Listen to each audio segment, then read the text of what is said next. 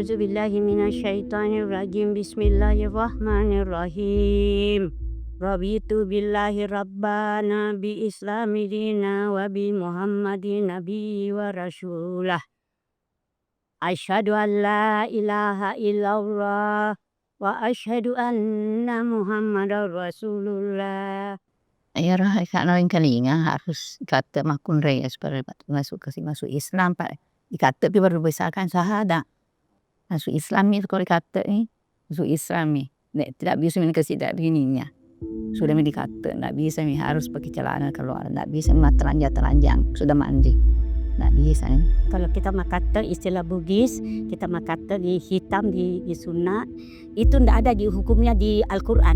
Itu hanya tradisi. Turuti saja tradisi kita bahwa memang dari dulunya memang ada namanya istilah makata.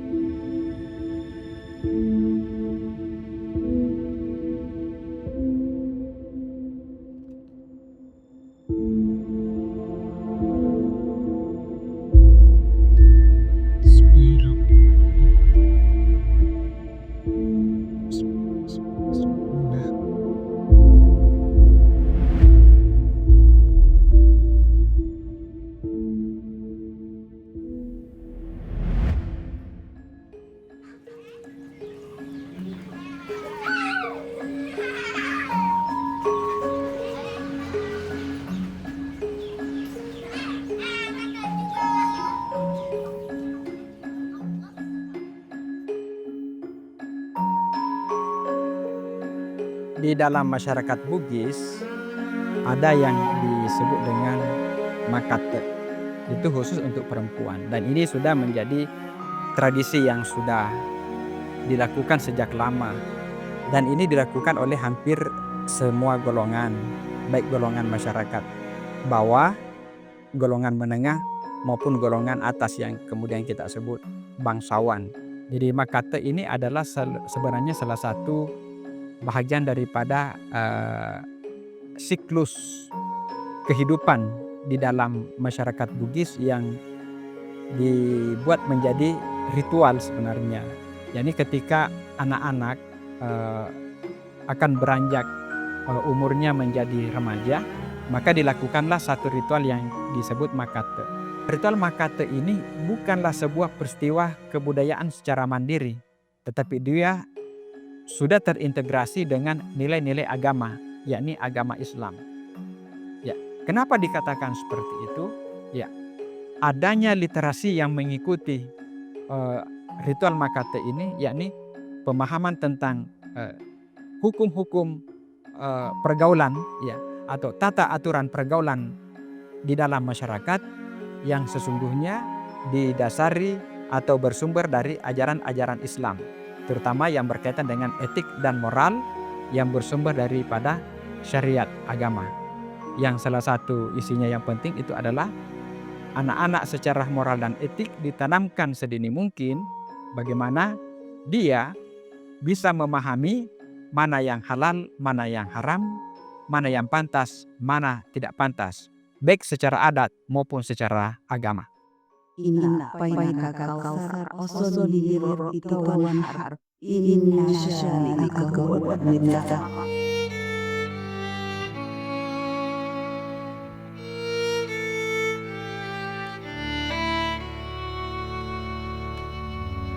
Maksudnya itu kan kita dari awal kita harus bersih. Setiap langkah kan kita harus bersama Allah. Jadi kita mau diislamkan istilahnya, mau dikata mau dimuliakan. Jadi kita harus mandi dulu. Sudah mandi kita wudu. Sudah wudu kita siraman nih tadi itu. Tadi siraman dengan baca surat Al-Kautsar. Inna atainakal kautsar fasholli lirabbika wanhar inna syani'aka huwal abtar. Kamu si alumi menero. Sebenarnya itu makate mapamuli kan anak makundra. Makate memang ni. Pak ya 80 memang makate memang nak doka masa mang. 80 memang sekarang. Makate memang berarti ada misal 100 tahun itu makate. Dari ini. Dari dulu ada makate. Ritual makate itu kita juga dapat menemukan berita-beritanya di dalam naskah. Misalnya naskah dalam catatan harian Raja Bone ke-23 Latan Ditapu Ahmad Asali itu menyebutkan beberapa berita tentang makate bagi anak perempuan. Nah, yang menarik di situ adalah ritual makate itu bagi sang anak kemudian mendapatkan sepertinya pemberian barang-barang khusus. Misalnya diberikan cincin permata, diberikan perhiasan lain seperti ada kalung, ada anting, kemudian ada gelang, bahkan diberikan kain-kain yang khusus. Pemberian itu menunjukkan bahwa acara makate di dalam masyarakat Bugis itu memang sudah menjadi satu tatanan yang dilakukan oleh masyarakat pada masa lampau. Kalau Ahmad Asali itu di abad ke-18 beritanya, dan sampai hari ini pun masih dilakukan. Sudah siraman cukup 7 orang, ganti pakaian untuk pergi di kate. Bismillah. Alam nasyrah laka sadrak wa wada'na anka wizrak alladzi anqadha dhahrak wa rafa'na laka dzikrak fa inna ma'al yusri yusra fa iza faragta fansab wa ila rabbika farghab. Anak pilih hasan. Subhana rabbika rabbil izzati amma yasifun. Salamun alal mursalin walhamdulillahi rabbil alamin. Amin, amin, amin ya Rabb. Sudah dikata, sudah selesai dikata, diambil tadi itu ayam, dicera. Nah, jadi diambil tadi itu lalitnya, ya anunya, genggernya, dikasih berdarah memang nak, gini. Nah, kasih begini nih. Nah, kalau orang tua dulu malah sengaja kasih merah sekali, darah memang tuh. Begini seperti India, dicera itu berarti itu sudah diselabati, sudah dicera nih, sudah seperti kita hatam, sudah dipandai temak nih. Nah, kalau masalah mengaji, ini kan masalah di Islam kan, di kate. Jadi sudah nih, sah nih, karena sudah dicera nih. Kita nih cera okohe.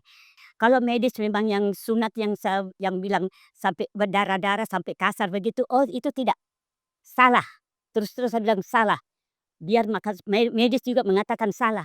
Harus itu wanita kan lembut perasaan, harus dilembuti. Ada di situ dipegang bunga-bunganya, maaf nah bunga-bunga kita tahu itu di bagian sini kita tekan, kita pijit. Ada itu keluar seperti keputihan, seperti kanji, itulah yang mau dikasih keluar. Jadi harus keluar kayak sericing itu dikari-kari bayar runcing atau kari-kari bawang, runcing dia itu nanti direte. Nomor 2, dia tidak berbahaya karena semua itu barang yang tadi seperti besok sudah disterilkan, sudah direndam air panas. Nah, dan juga itu kapasnya tadi kan kapas steril, sudah ada alkoholnya, jadi aman.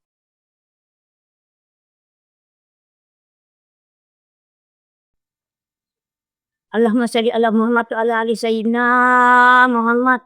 Sudah dicera, pakai baju yang 7 tadi nak toh. Satu persatu mulai ditarik dari bawah. Karena dari bawah dulu asalnya kita baru bisa naik ke atas. Allahumma sholli ala Muhammad wa ala ali sayyidina Muhammad.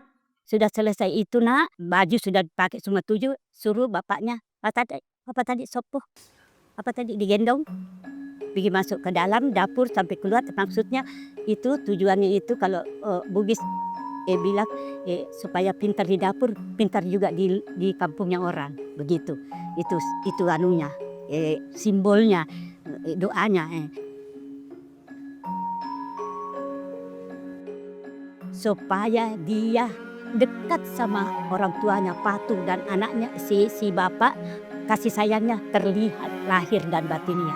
Bapak itu nak pahlawannya si anak, ibu itu nak surganya si anak. Coba keringatnya itu 2 keringat yang tidak bisa dibalas sama anak. Keringat kita mau melahirkan dengan keringat cari rezeki bapak nih, tidak bisa kita balas dengan gini. Itu 2 keringat, 2 air yang tidak bisa kita balas. Air susu ibu, air keringat bapak, carikan nafkah kita untuk kita sekolah jadi orang. Itulah istilahnya itu tadi. Sudah dilepas itu ayam, masuk kembali kita berdoa. Doakan tadi ini anunya Pak Jajakan nah. Nah, tahu itu perjajakan nah, itu tadi itu ada beras, ada pisang, ada apa, itulah doanya dia. Sudah berdoa begitu, kita masing-masing ceritakan masalah bagaimana anunya, bagaimana ini anunya anak-anak. Kalau buka ki baju jangki di depannya orang cantik kan sudah mungkin dikata deh, dan mungkin sunat, di nak boleh mungkin kayak itu mungkin dewasa mungkin, tuh dijaga sana teh, wah ada nih manuita, Tapi itu satu kemuliaan buat kita perempuan dihargai orang besok lusa. Karena apa? Sudah mulia toh. Satu kemuliaan buat kita wanita apabila kita sudah dikata. Sudah tidak bisa orang main-main sama kita. Kalau dia ingin sama kita bersungguh-sungguh. Supaya melebihi, kalau istilahnya di uge melebihi. Melebihi itu apa istilahnya melebihi dan mabekta dan kelar kayak dan puji-pujian. Melebihi. Di dalam masyarakat Bugis, harga diri itu adalah satu hal yang paling fundamental dalam diri seseorang, terutama untuk perempuan. Kenapa? Karena perempuan adalah menjadi simpul kehormatan bagi keluarga. Jika perempuan rusak, maka tercederalah keluarga. Jika anak perempuan rusak, ya turunlah wibawa negeri. Jika wibawa perempuan rusak, maka wibawa agama pun ikut tercoreng.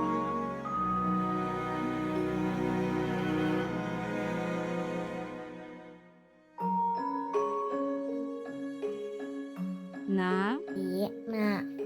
ang kalihe maditseng asatku di makunray ogi pak jada siri tar magello ampe kedota na magello ki nakki ada nasaba rekko tajage sirita utomiro tajage asenna tomatuat na ini nyawa sabar.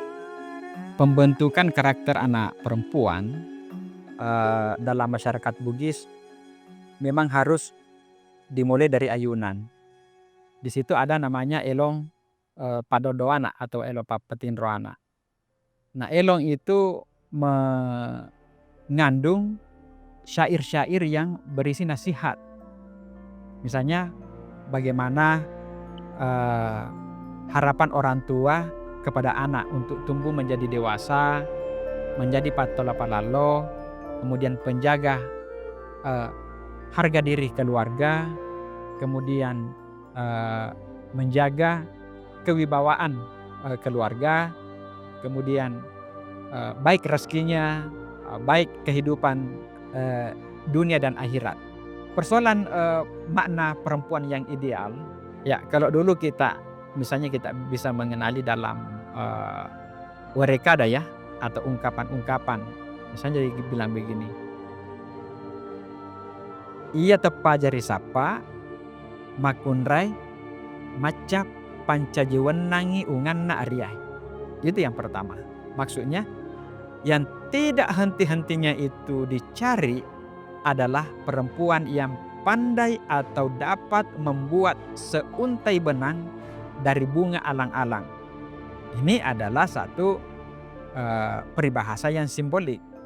Jadi bagaimana bunga alang-alang yang pendek, halus, dan itu bisa dijalin dan terciptalah seuntai benang. Itu memerlukan keterampilan dan memerlukan kesabaran dari seorang perempuan. Dan itu juga berlaku dari segi aspek ekonomi.